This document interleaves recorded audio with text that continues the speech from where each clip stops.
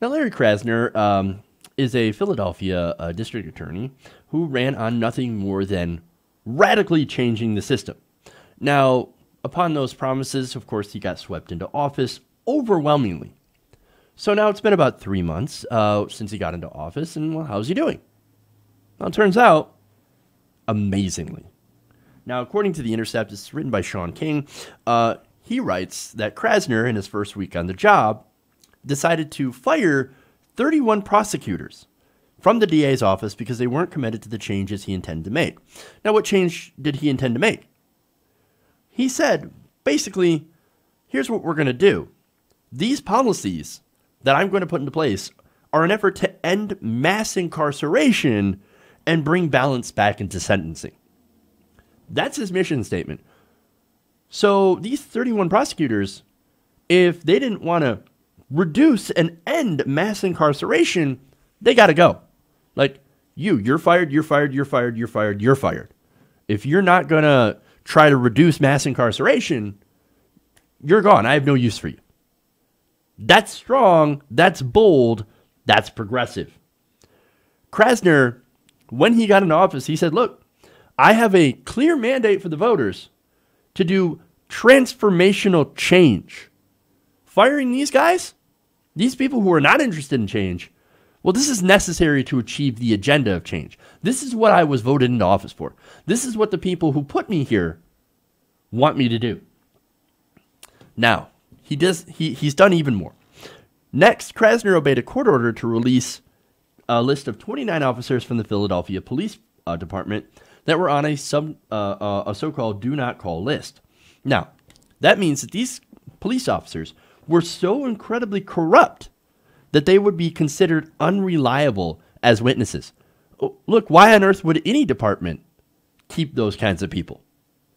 If you cannot trust them, if they're not trustworthy enough to be a witness, and these are police officers, they got to go. They have no business being police officers. And of course, Krasner said, absolutely.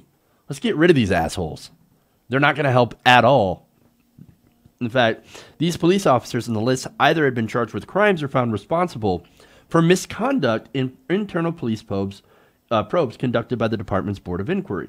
Among the offenses, according to the Philadelphia Inquirer, police officers had lied to their fellow investigators, filed false reports, used excessive force, driven drunk, and even had been found committing burglary. No, you don't want these people as police officers. Get them out, get them out, get them out. And of course, Krasner said, I'm going to get them out. And that's exactly what he did. Now, he also issued a 5-page guiding document of new policies.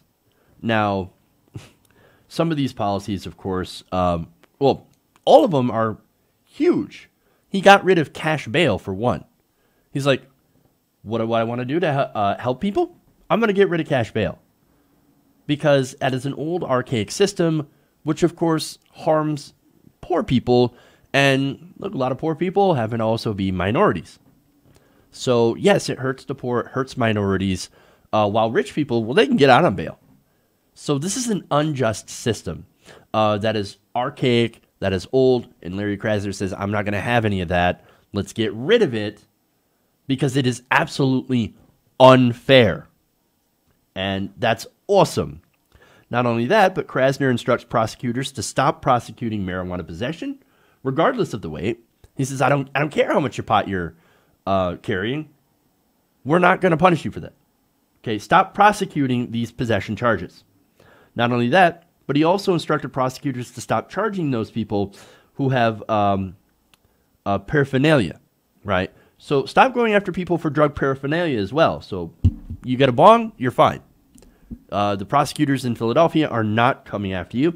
Not only that, but if you're a sex worker, now that's very important too.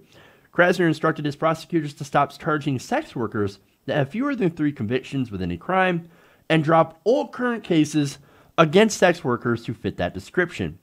And all sex workers with 3 or more convictions are to be referred to something called Dawn Court. Now, that is a special diversionary program created in 2010 specifically for sex workers with repeat offenses. And it's actually the first of its kind within the entire nation. Not only that, but he also told all of his prosecutors the ones that were left, to actually begin plea deals, or to stop beginning plea deals with the highest possible sentencing, and instead begin those plea deals with the bottom end of the available range of time that can be served.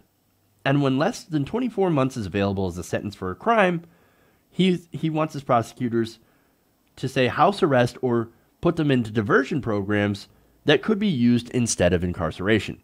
Now imagine that. Prosecutors that are actually saying, we're going to go and try to push the lowest end of the spectrum when it comes to punishing people with crimes.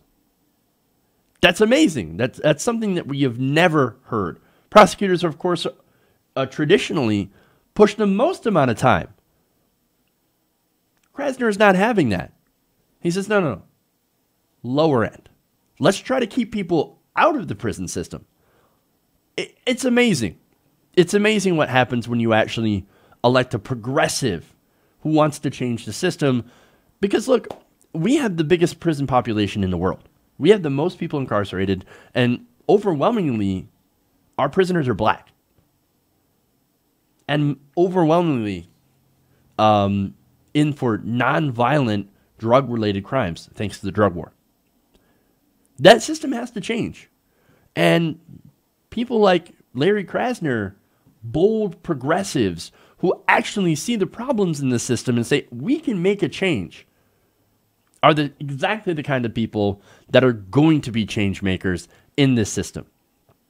Look, if you don't think that voting matters, if you don't think that who you elect and who you put into office at the local level, if you don't think that matters, Larry Krasner has a message for you.